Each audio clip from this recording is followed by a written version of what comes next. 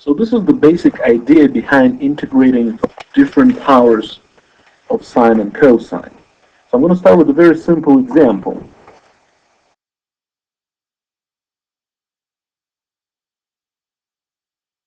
Let's say we have something like this. You just want to integrate cosine to the power 3x minus cosine to the power 5x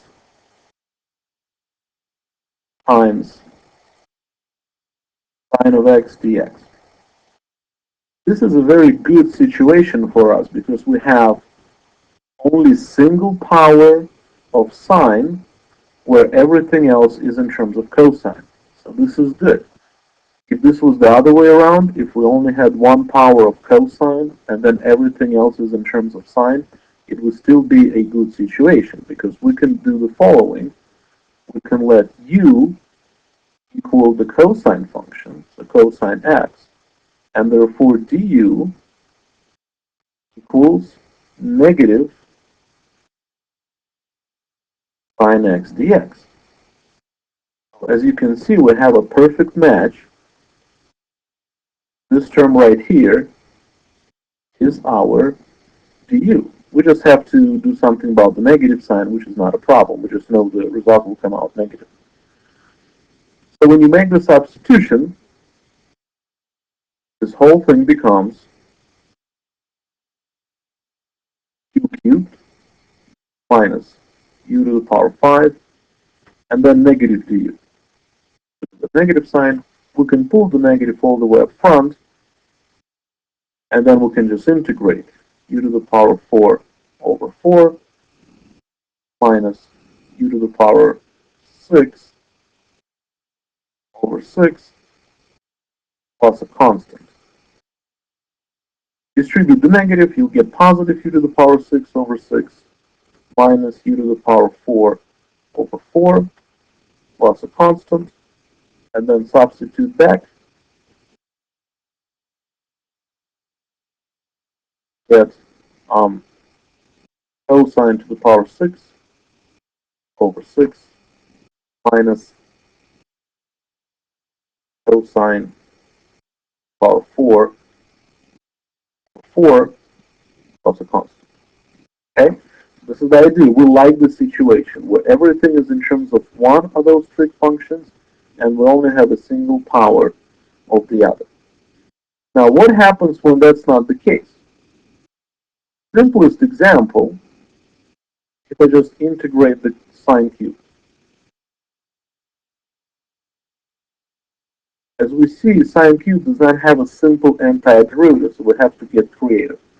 But again, as in the previous example, we like to have everything in terms of one function and only single power of the other function. So that's what we have to do here. We have to use our knowledge of trigonometric functions to rewrite this integral as before.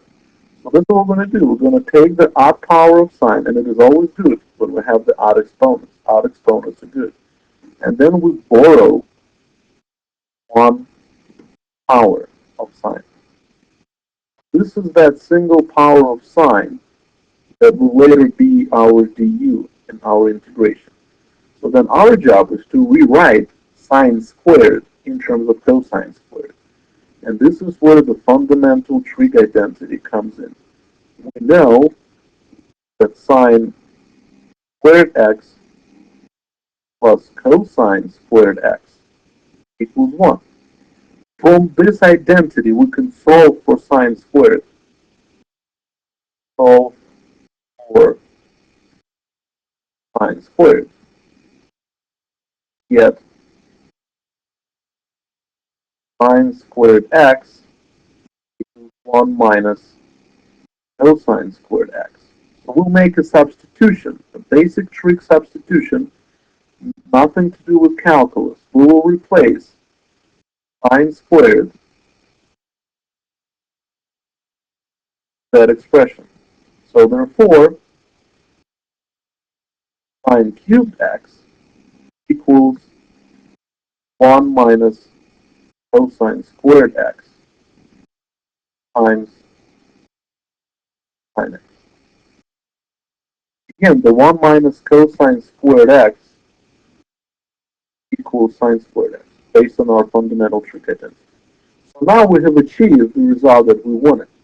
We have everything in terms of powers of cosine and a single sign on the outside. So this is the function that we'll integrate. So our integral now is 1 minus cosine squared x times sine x. So as in the previous example, we will let q equal cosine x, and then du equals negative sine x dx. And then we'll proceed as before. Okay, so I'm not going to finish this problem because it's very similar. It's actually easier than the one that we did before. Okay, so this is the simplest case. Now let's try example where we have both functions to start with. Then we have sine power 4x times cosine power 3x dx. So we have two exponents, even and an odd. It is always easier to borrow from odd power. This way we'll be able to express everything in terms of sine and then just have a single cosine hanging out there. So let me do some preliminary work here.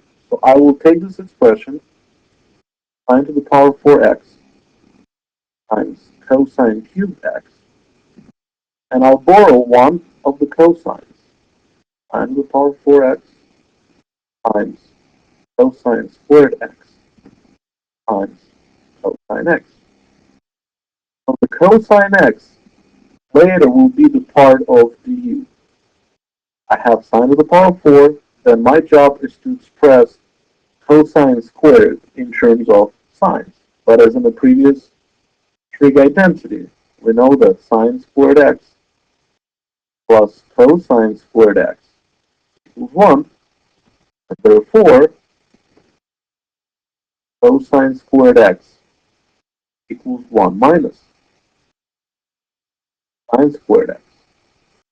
We can take this expression, 1 minus sine squared x, and substitute it for cosine squared x. What we end up with is sine to the power 4x times 1 minus sine squared x times cosine x. Distribute sine to the power 4, we get sine to the power 4x minus sine to the power 6x, the cosine x sine. So really, this is our integral. Okay, this is what I'm going to integrate now. I'm going to copy this thing so I don't have to write it again. So then our problem now is to integrate function.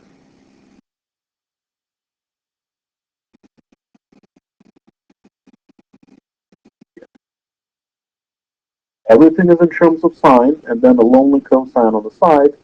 So we will let q equals sine x, and then du equals the derivative of sine, which is cosine x dx. We do have a perfect match for our du.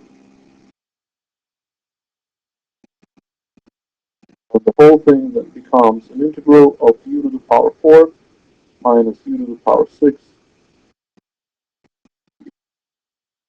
okay, which is a simple polynomial, u to the power 5 over 5 minus u to the power 7. And by the way, this is the only place where I'm using calculus. Everything before, I haven't done any derivatives, well, except for figuring out du for any integrals. This is the only place. So substitute back, sine to the power 5x over 5 minus sine to the power 7x 7 plus a constant. Okay. So this is a good situation when we have one of the odd powers. Okay? Things get ugly when we have even powers. The way we deal with even powers, if I just want to integrate sine squared, for example, I'm really stuck here. I cannot borrow one from sine squared. If I do, then I'll get sine x times sine x. That doesn't help me. So what I'm going to use here, I will use the so-called power reducing formulas. And they're basically the double angle formulas from trigonometry. Now I have to remember them, so give me a second. Power reducing formulas or double angle formulas.